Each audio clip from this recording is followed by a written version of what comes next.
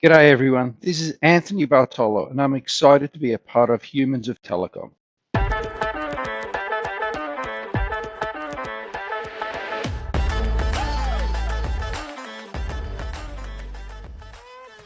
Hey everyone, a very warm welcome to Humans of Telecom, the Unplugged podcast. This is your host Anurag Aggarwal, Chief Growth Officer at Globe Teleservices. While the podcast has been around for a while now and thankfully been gaining industry attention, for those dropping by for the first time, this podcast takes you behind the scenes of the fast paced world of telecom and showcases the human side and inspiring journeys of some of the most well known individuals within the space. Speaking about journey, our guest today has been a very important part of my journey when I entered the world of telecom. At that time, he was the chief product officer at Tata Communications, and I had just embarked on my product journey. But every interaction with this person left me even more fascinated, and I always hoped that someday I'll get a chance to know him better. So, what better excuse than to have him as our guest today on this podcast and learn so much more about him and how his leadership journey has been over the years? So, without further ado, please join me in welcoming Anthony Bartolo, Chief Operating Officer at Bandwidth. Anthony, welcome to the show. Thank you so much for agreeing to be a part of this journey. We'd love to hear more about you. Which part of the world do you belong to? And from where are you joining this podcast today? Anurag, it's great to be here. Thanks for the invitation, and you never need an excuse to catch up with me and find out about my history. I'm actually sitting here in North Carolina in the United States at the Bandwidth offices here, our headquarters. And yeah, it's been a long journey for me, starting originally out of Melbourne, Australia. I would never have dreamt to be sitting halfway around the world, but I found myself quickly out of university, exactly that, halfway around the world and in many countries in between. Wonderful. So, while you make it sound much more simple than it really is, we'd love to hear more about your journey. So, you started from Australia, but how has your journey been so far, and how did you reach where you are today? While we've crossed paths in Tata Communications, I know that you've done so much before and so much after. So, what has Anthony's journey been like? Well, it was really quite a simple journey for me. I mean, telecoms was quite hot in the late 80s and with the dawn of telecoms deregulation. And in 1991, when I graduated, I did so with engineering degrees, one in electronics and in digital communications. And the space was in full swing at that time. So for a guy in far-flung Australia, it made the world a much, much smaller and accessible place. So it was a natural field for me.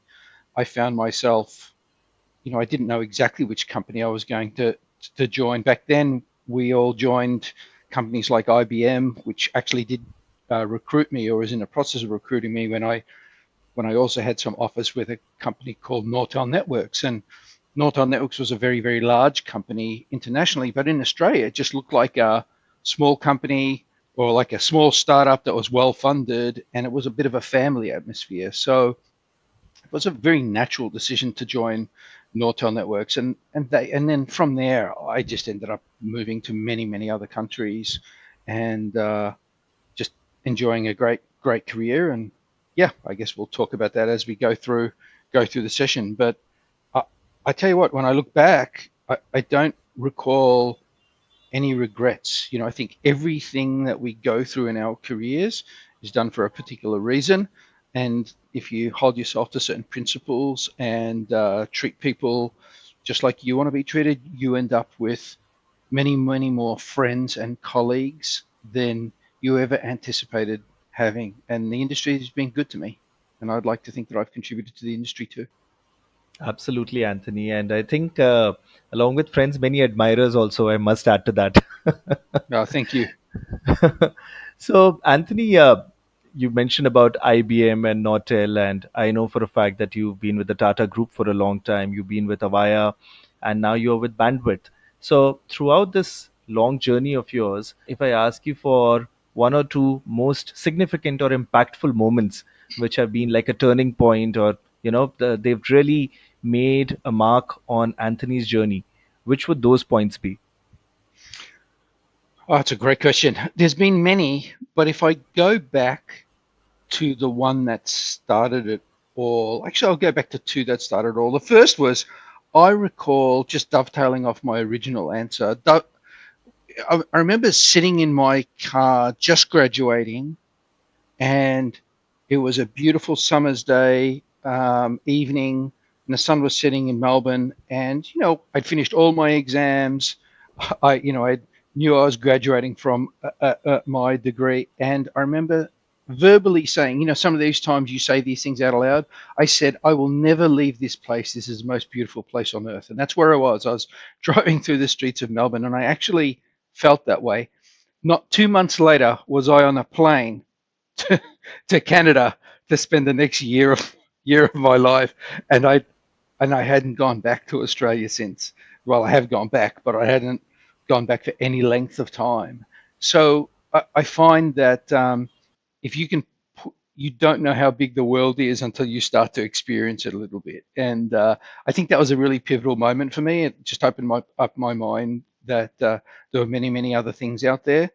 And then, and then I think the biggest career impact was where all others dovetailed off was leaving Nortel Networks. I'd spent 13 years at Nortel Networks as a new grad, and I started as a graduate and I loved it. And I thought I was going to retire there. Once again, you go into something with these thoughts long term, much like sitting in my vehicle on that warm summer's evening with a preconceived view of where you'd be in 20 years, and you find that life sort of changes that. Likewise with Nortel, I thought I was going to retire there. Those were the days or the edges of what I call the gold watch period, where people left an organization when they retired, they got a gold watch after a 30-year career. Oh, well, another opportunity had presented itself, and I allowed myself to entertain it. And at that point, when I actually did make that jump, I lost the fear of leaving something, and I lost that fear forever. And I learned how new things were only there if you exposed yourself to those new things, and in that case, it'll expose me to the full potential of my career. It really was a difficult thing to leave a company like Nortel at the time. They're at the height of their powers. I was recruited by a company called Symbol Technologies, which was eventually acquired by Motorola. And I got, in that transition, I got to run my own business. I got to do all those things that I really wanted to do. And I didn't really look back. But I didn't lose Nortel, but I did lose my fear of making such a transition. I think that's a big deal, and the reason why I refer to that, because that led to many other memorable and significant things after that. However, none of those would have occurred if I didn't cross that personal chasm as a young leader to take on new horizons and start from the beginning at another entity or industry. Well, I think that's also fascinating, Anthony. I can say two things. That for the first part, where almost sort of pledged that you will not leave your country and you left. I guess the typical saying, as it goes, never say never. So that's Exactly. exactly what happens. And for the second part, I agree. It's so true that we always have these plans, and I must make an honest confession. When I joined the Tata Group, as in when I joined Tata Communications, I joined it simply because for the first time ever, I was getting a chance to go so far on the western side of the world. So I'd never been to Europe, I'd never been to Americas, and as you know very well, our Montreal office. So when I joined, I was asked that you'll have to go in and report in to your manager for a couple of weeks in Montreal before you can come back to the country, back to India. So I remember just from that perspective, that was the reason I joined. And I said, okay, maybe I'll spend some time, maybe a year or two. And I think by that time, my days in telecom will be numbered and I'll be out from there. And I think, lo and behold, it's going to be 10 years now and I'm still very much here. So I can totally get that. We make plans and then things just take their own, life happens basically.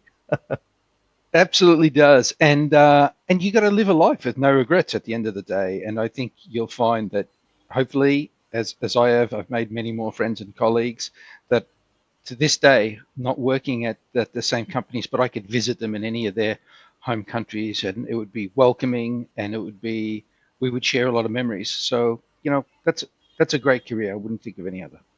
Absolutely. I think the human connections which we make in this journey, they really they go along a far way. And that exactly brings us to the next section where we talk more about the human side of Anthony. So while we've understood a bit about your career, we now talk more specifically about Anthony. So Anthony, you are quite well known in the industry, and as you said that even the companies which you've left, so many friends and colleagues know you. But if today, for our listeners, if you'd like to know something shocking or unheard of about Anthony, what would that be? Um,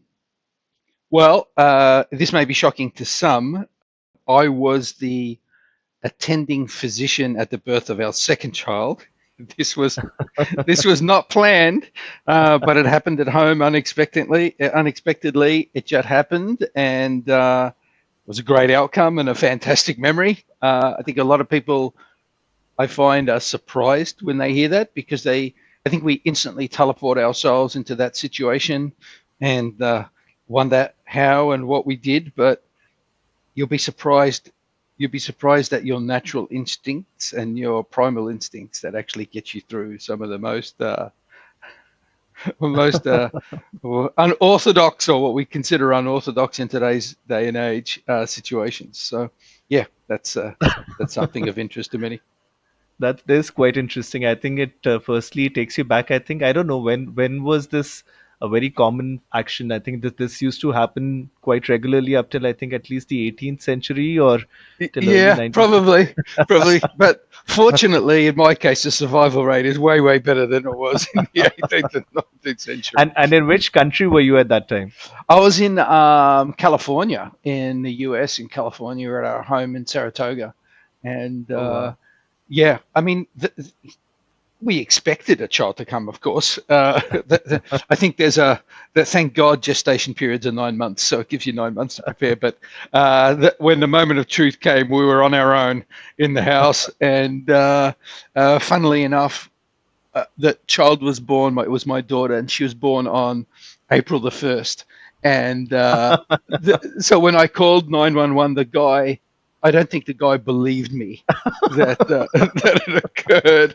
So Okay. I spent more time convincing the guy that a baby is born and is fine, and nursing on its mother, than I did actually doing the busy work at Oh catching my the thing. gosh. So yeah, it was a much longer story, but once again, a great outcome and a fantastic memory.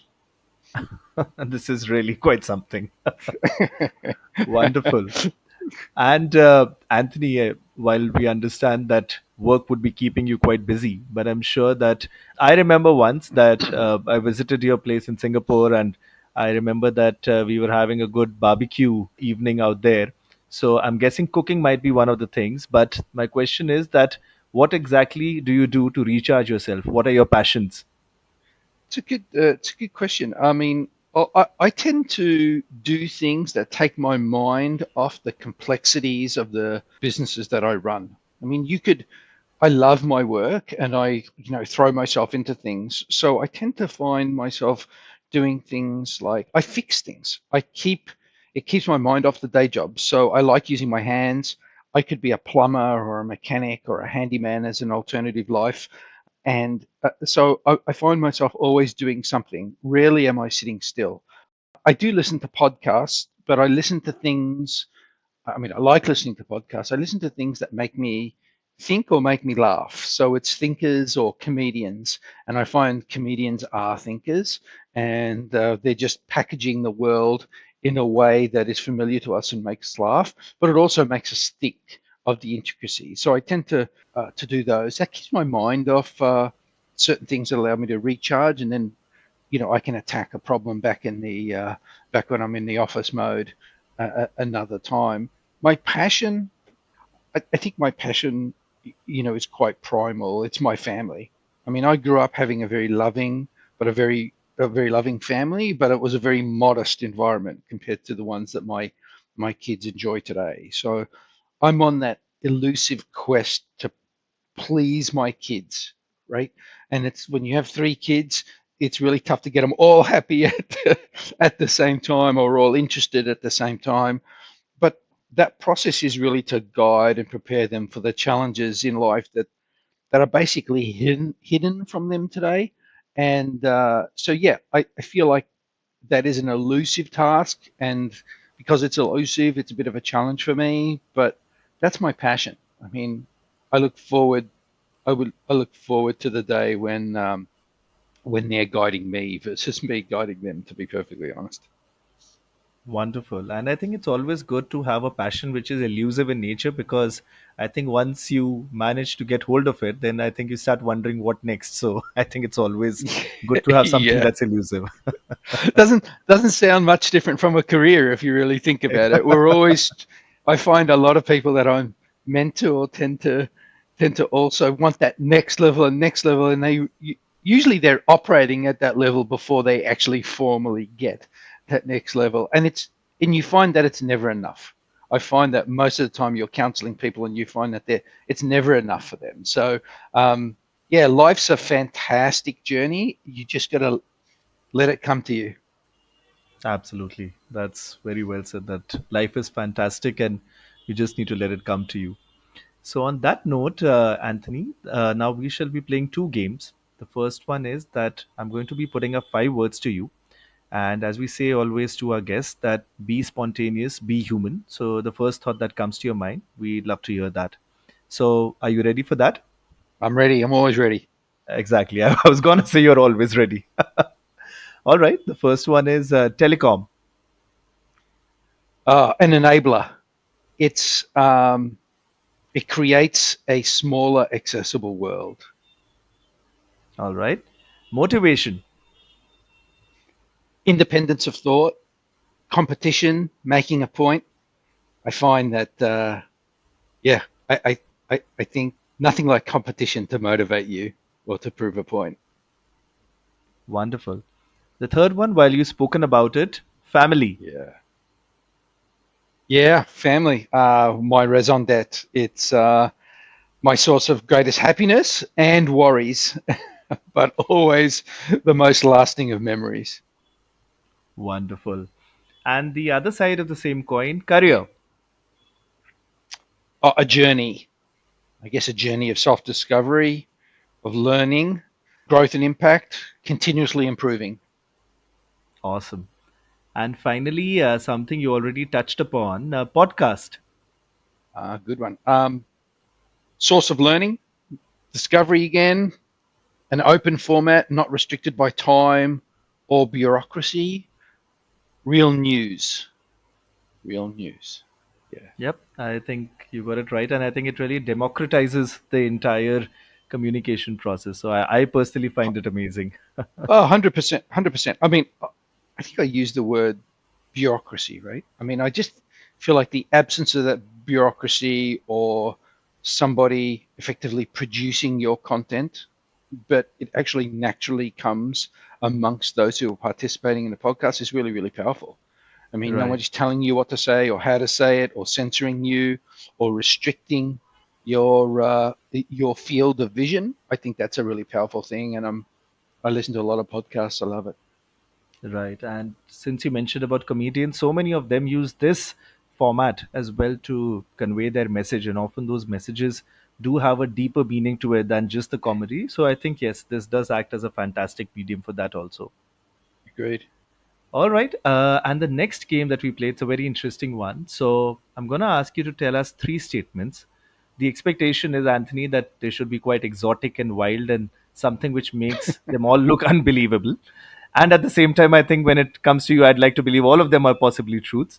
But two of them have to be truths. One of them has to be a lie. And I'll try my best to guess which one is a lie. So, would you have three such statements for us? Yeah, I think I can manufacture three statements. All right. All right. I'm a European citizen. I was a plumber, and I, when I retire, I plan on sailing a boat for a year. So, Anthony, I'm sure the last one is the truth. I'm sure you'd love to sail on a boat. I'm sure you might want to do it mid-career also. So, I think I'm gonna say that's the truth. I have a strong feeling there's an interesting story about you being a plumber. So I'm going to believe that you've been a plumber also. And I'll take my shot assuming that you are an American citizen now. Maybe not an Australian anymore. By birth, you are Australian, but maybe you're now an American citizen. So I'll say that the first one is a lie and the second and third are truths. So am I right? No, you're not. I am a European citizen, and I Okay. am an Australian citizen. I'm both. All right. My parents are originally from a country called Malta, which is a very, very small island of Right. 400,000 people, just off the heel of Italy. And I was a plumber, or Okay. an apprentice plumber. That's helped me put me through university. And I am not going to sail a boat around for a year. I think it's too small an environment for me to operate in. But I have thought about it, but don't plan on doing it. Wonderful. I somehow actually picturized Anthony. I actually thought that, you might just take the Tom Sawyer route and, Anthony is off around the world in 80 days after he retires. Yeah, it's a very romantic thought, and then I I'm afflicted with the practicalities of life. I tend to Right. take a thought and I draw it out over the arc of time and work out what the realities are, right? Like, what are the things that are going to support it being successful or not successful? And I think we have life upside down. I think we should give our first part of our lives when our bodies are healthy and we can take all the distractions. We think we give them to the family, and then if you take the back part of your life when your bodies really don't want to move around a lot, you can put 100% into work. I think if we did it that way, we'd probably get more. Everyone would get more out of life. But we tend to envisage our retirement in our current bodies, but often find that it's not up to the task that you if you wanted to climb Machu Picchu and in my if I had a 75-year-old body at the time, I'm not so sure that's a wise move. Fair enough. Fair enough. But I can still believe it would have been. You're right. It does look like a very fascinating portrait to picture. I would love to do it. Would love to do it. All right. All right. So, moving on, the final question of this section. So, while you've told so much about your interests, by any chance, would reading or watching a particular movie or some TV series, would you have something which is a favorite? Yeah, a couple of favorites for sure. I think we all have. I'm not one to be able to recite details in movies, etc., which I think some of our former colleagues were experts at, but there are some that are memorable for me, without a doubt. Okay. And if there is any one which you'd like to share with us, what would that be? Well, from a book perspective, I think one of my favorite books is a book called Factfulness, written by Hans Rosling. He was a doctor and a researcher.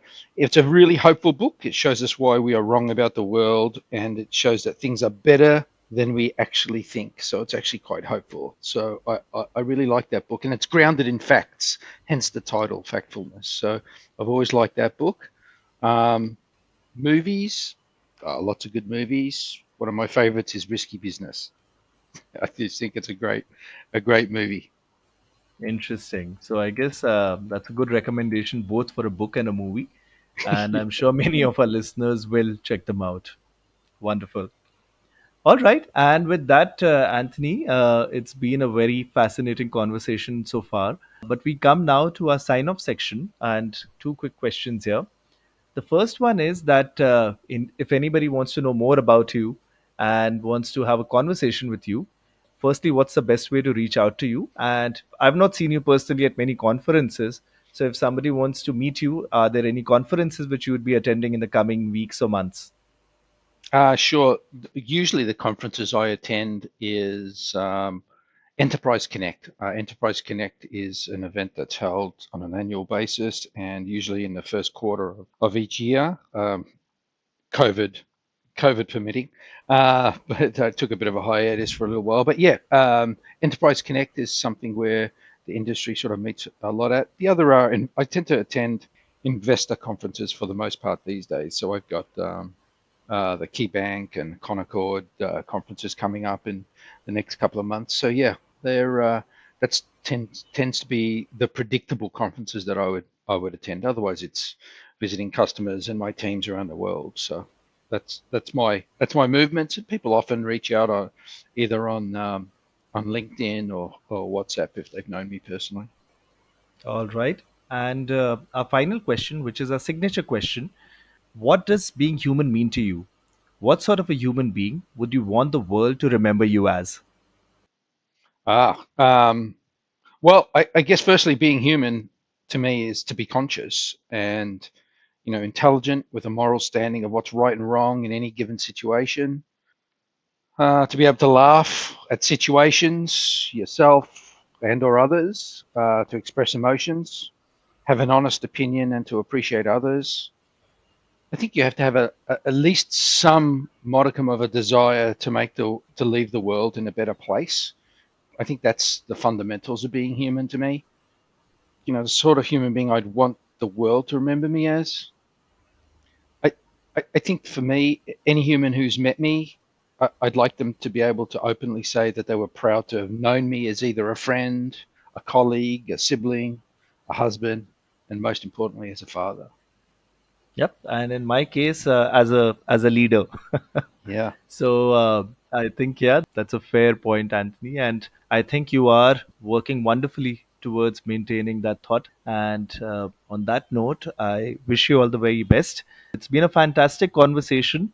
And you're right. I didn't need to wait so far, and I could have actually come up to you and had this conversation. But I think then so many listeners would have missed out on so many interesting stories and fun facts about Anthony Bartolo. So I understand that you have so much moving around you and still you took out time. So thank you so much. And I do hope our paths cross sometime and we get to meet as well. Thanks, Anurag. And, through the podcast, I think you are leaving the world just a little bit in a better place, which is awesome. Well, I'm definitely trying whatever bit I can from my side, Anthony. But thank you so much for those wonderful words of encouragement. I think they'll go a long way into keeping this podcast going strong. And to all our wonderful listeners here, thanks a lot, as always, for tuning into the show. We hope this episode gave you a good glimpse of the human side of Anthony Bartolo. Born in Australia, thinking he won't move out, but has now traveled and lived the world over. Thought he had found his perfect retirement company, but has since moved around and brought so much value to so many organizations. Someone who cherishes every moment with his family and is on his elusive quest to keep them always happy. And finally, someone who's constantly striving to build meaningful connections with his friends and colleagues as he moves ahead in his journey. That for us is Anthony Bartolo. So, if you enjoyed today's episode, do stay tuned in because we shall soon be releasing yet another episode and another compelling story from the telecom space. And do follow the podcast on your preferred streaming channel. On behalf of Humans of Telecom, this is your host Anurag Aggarwal signing off for now. Take care.